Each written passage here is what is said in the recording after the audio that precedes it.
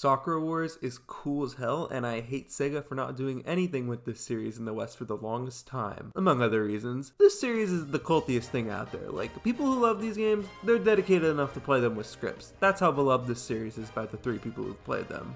I mean, I know the series isn't exactly unknown. It's had some attention in the West, very slim, but if you're at least a little familiar with Sega, you probably know of the series. You can learn a lot about Sakura Wars from a quick Google search, and typically the first thing that grabs people's attention is how it's a weird Frankenstein of genres. A visual novel that's also a dating sim kinda, and a good dash of strategy RPG in there. As a Persona liker, it definitely got me interested, and also because my Persona hating companion, KHC, says it's infinitely better than Persona. And while shitting on something someone else likes is a really horrible way to get someone to play something, he's right.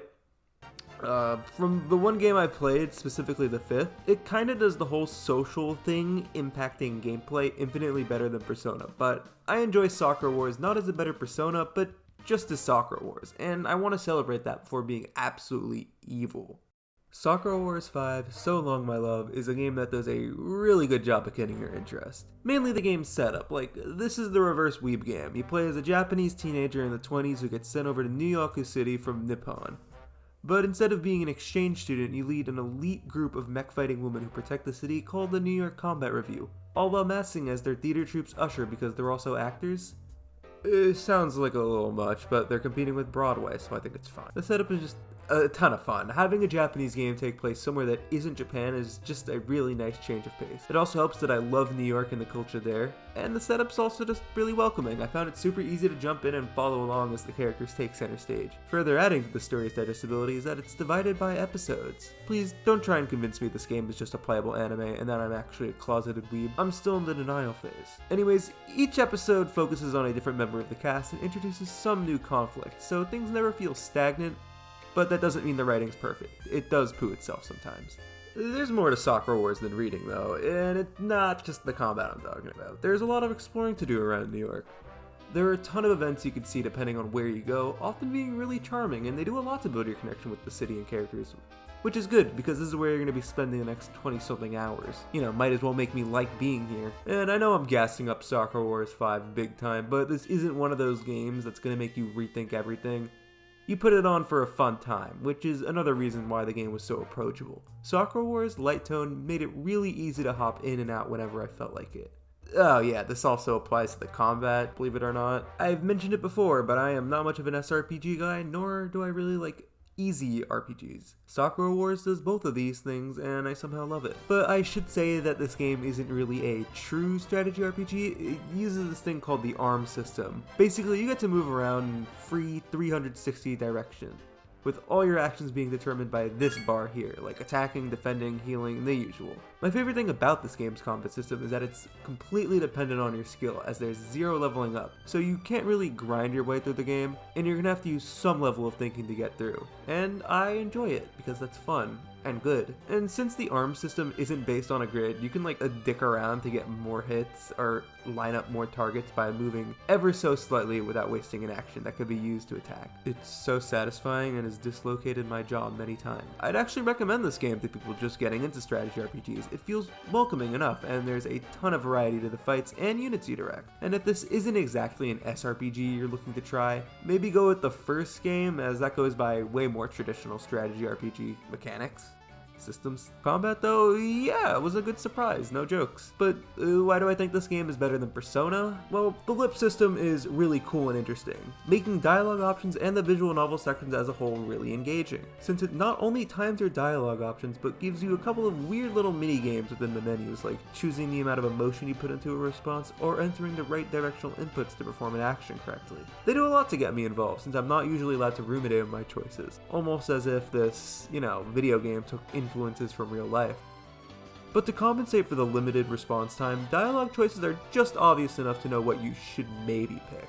It's one of the many reasons why I think Sakura Wars is the whole relationship thing better than Persona, but basically, the Persona games don't really use their social sim stuff to the fullest extent outside of picking the right dialogue option. Dialogue options which sometimes make literally no sense, but this isn't always, I'm just gonna say that. Something I don't think I ever really realized up until now is how little Persona integrates its character relationships into combat, compared to Sakura Wars 5. Like, yeah, Persona 5 you can get some better personas, the rare random crit move, a baton pass, granted you're not playing Royal, which just gives you the fucking thing from the start, and some rare other assist stuff, but not much you could use from your own decision, especially compared to a game that came out 11 years earlier. In Sakura Wars 5, your dialogue choices influence the motivation of your teammates, which in turn greatly increases their combat capabilities like attack and movement in very, very useful ways. An idea that I think would be perfect for Persona.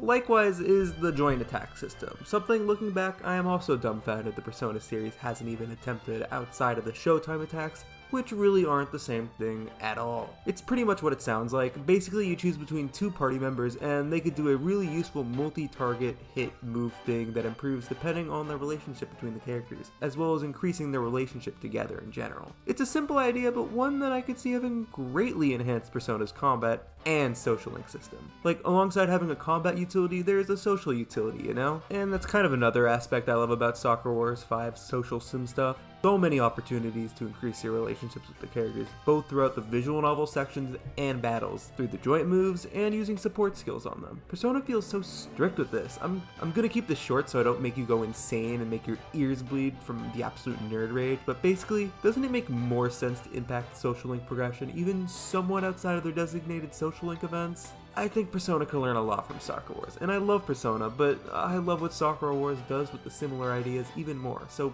please don't get too mad at me.